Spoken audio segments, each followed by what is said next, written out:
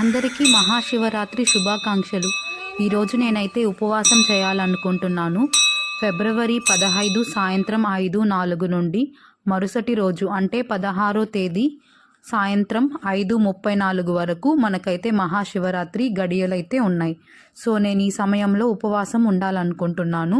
కొంతమంది నిర్జల ఉపవాసం కూడా ఉంటారు, అంటే వాటర్ కూడా తాగకుండా. నేనైతే దాహం వేసినప్పుడు వాటర్ తాగకుండా ఉంటే మనకి ధ్యాస అలాగే ఉంటుంది కదా, ధ్యాస అనేది ఆ దేవుడు భగవంతుడి మీద ఉండాలి. సో నేనైతే వాటర్ తాగుతూ ఫాస్టింగ్ అయితే ఉందామనుకుంటున్నాను మరుసటి రోజు, అంటే ఫిబ్రవరి 16 5:34 వరకు. మీరు కూడా ఎవరైనా ఉపవాసం ఉండాలంటే ఉండొచ్చు ఈ సమయంలో. ఇక మేము వాటర్ తాగుతూ ఉండలేము ఫాస్టింగ్ అనుకున్న వాళ్ళు పండ్లు ఇంకా పాలు కూడా తీసుకోవచ్చు. ఇంకా కొన్ని నియమ నిష్టాలు పాటించవలసి ఉంటుంది. మనం ఫాస్టింగ్ చేసేటప్పుడు మంచం మీద అలా పడుకోకూడదు, నేల మీద పడుకుంటే మంచిదన్నమాట.